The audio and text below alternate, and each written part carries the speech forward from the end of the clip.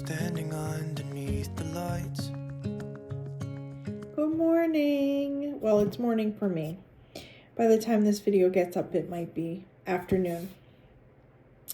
But it might be morning for you when you're seeing it. At any rate, Happy New Year.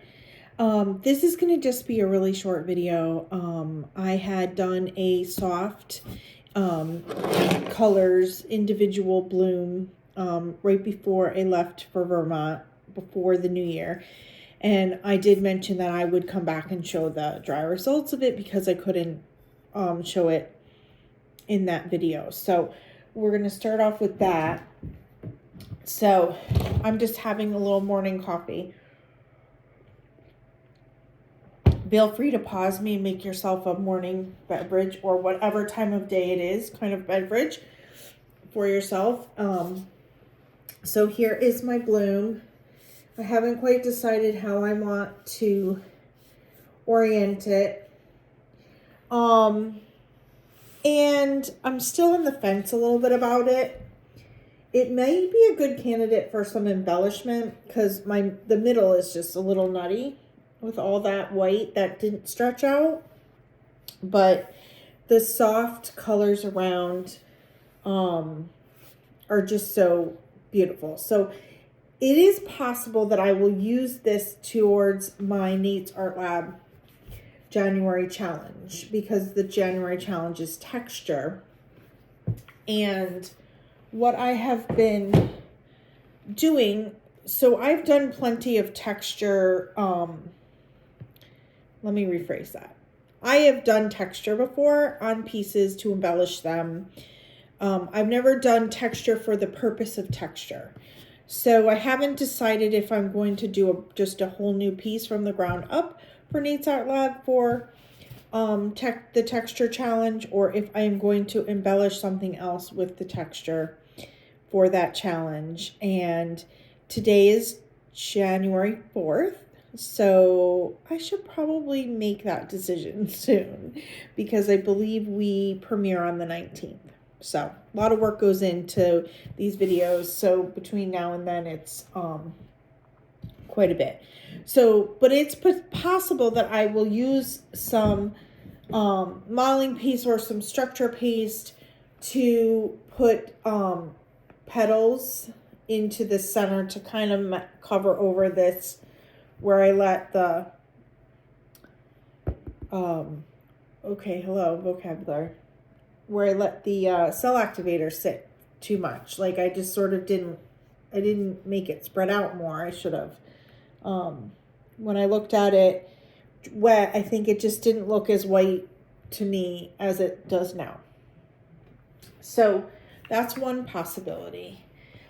The other possibility, as I mentioned, for Nate's Art Lab is to just build it from the bottom up. And for that, I was thinking of doing an ocean scene and using sand gel as well as some modeling or structure paste. So I have modeling paste and I have structure paste that I just ordered.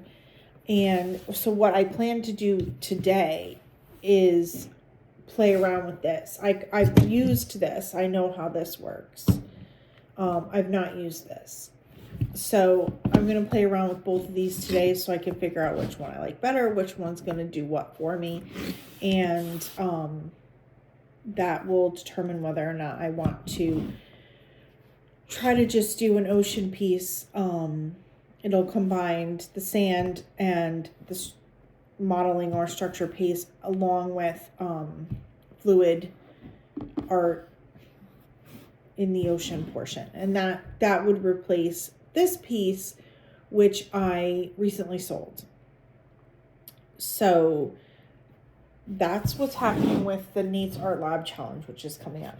The other thing that I promised, if you watched the last video of that bloom, which I will also put in the top corner there, assuming that's the corner I'm pointing to, could be that one, I don't know. But at any rate, I also mentioned that I was going to show you what I was doing while I was in Vermont. So while I was in Vermont, I brought watercolors with me because I don't ski. So when everybody was off skiing, I was back painting with watercolors. So for part of the time, I just spent doing basically what I would call drilling, just learning, playing with my paint, playing with the water, getting to understand the whole wet on wet, dry on wet on dry, and all of that. So this was just one page of like me playing around with trying to get a gradient, which I didn't get. And then the second one, I kind of got a little closer. This one I did colors around the edges. This one I did salt to get kind of that snowy effect. So this one I'll probably paint on top of. Maybe use it as a front to a greeting card. And then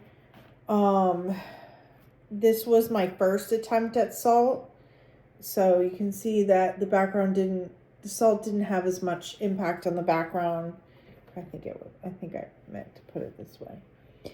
The salt didn't have as much impact on the background as I would have liked. And then I just played around with this little tray. And then while I was in Vermont, there was a poster in the Airbnb that I was staying at, and it was a picture of this little covered bridge with the ski mountain in the back, and it had more. The poster was much larger and had more stuff, but I just focused in on the little covered bridge and the ski slopes in the back. And so I did that one of the days I was there. And then I had a stencil that I traced into the book, and I did this. And actually the reason I did this was for brush control. All these little tiny circles, and then the different shapes and the different colors on the colors. I was really trying to get a little more handle on keeping my brush and my paints in basically where I wanted them, and not having them like just sort of walk all over the page. In terms of watercolor style, I don't know what mine is yet. I don't know if I'm going to be like the loose color person or more of more illustrative like this one is. But either way, I have to get good brush control, whether I'm controlling it for loose applications or I'm controlling it for more specified. And so to that end, I spent a little time just with my different brushes and seeing which different kind of strokes I could get. And actually I had made a bunch of strokes, and then I with pencil, I made myself some notes telling me what brush I used and how I did it and stuff, in case I ever wanted to go back and remember how I had done that and how I had gotten certain strokes. So that was something I just literally just picked up the brush and started playing with. And then I did a few leaves and berries. My leaves don't have any dimension yet. That is something I was working on as well, is how to get shading and stuff. I couldn't keep my paints wet long enough to have the shading blend. So that's another thing I have to continue to work on. And then I just started messing around with trying some more wet on wet gradients, and I got this blue sky. And then I just literally started messing around with the idea of like hills and stuff. This is completely out of my brain, and it's pretty terrible, but it's got some structure that I can take to the next level if I just keep practicing it. And down here I put a little silver into these little areas to make it kind of look like a little frozen pond. I don't know. I just had a little bit of fun. I had a lot of fun actually doing that while I was in Vermont. So today, like I said, is going to be experimenting with the texture items to see what I come up with for Nate's Art Lab. And it's a little too cold to paint downstairs. Let me rephrase. It is way too cold to paint downstairs. In fact, I was down there earlier just collecting up some supplies, and the paint on my mat is dried, and I was picking it off as I typically do. It's just like, it's an involuntary thing these days. And it's hard, like it's crispy. The little paint dripples. And if you pull, acrylic with pouring medium off of a silicone mat, it's still a little bit malleable. It's still a little bendable. These were like crispy little frozen paint pellets. So it's really cool down there. So I'm going to play around up here for a while. Oh, and then when I came home from Vermont, I was playing around with some more watercolors, and I was playing around with masking fluid, which I bought initially to use with my acrylics, and I never did yet.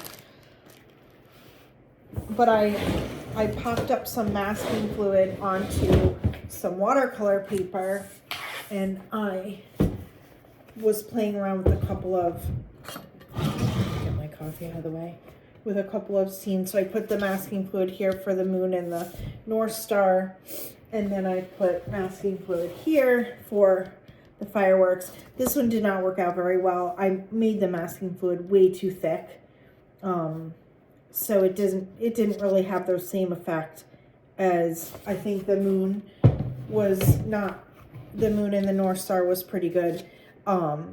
Again, one of the reasons I was practicing brush control with that little ladybug thing is because in order to put this masking fluid on here and have it look crisp, I really should have had much more brush control. So these are just things I'm just practicing them.